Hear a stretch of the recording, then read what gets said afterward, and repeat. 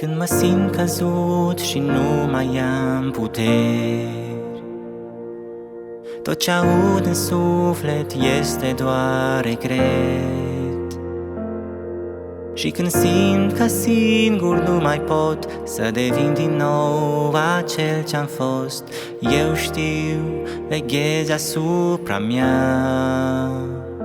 Eu nu voi renunța, Doamne, Te voi lăuda, doar lângă Tine eu voi sta. Tu ești mereu de partea mea, când drumul nu-l găsesc, credința nu vreau să o pierd. Aleg și atunci să mă încred, căci mi-ai promis că Te vei îngriji.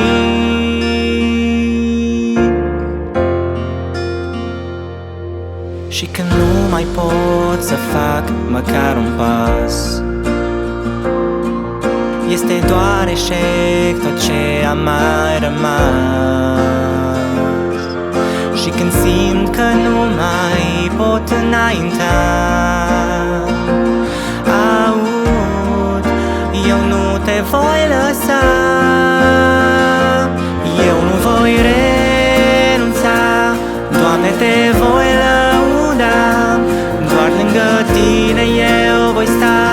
Tu ești mereu de partea mea, când drumul nu-l găsesc, credința nu vreau să o pierd. Aleg și atunci să mă încred, căci mi-ai promis că Te vei îngriji.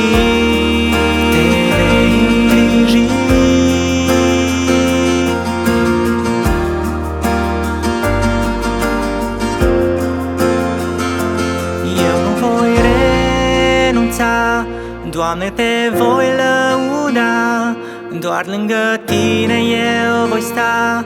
Tu ești mereu de partea mea, când drumul nu-l găsesc, credința nu vreau să o pierd.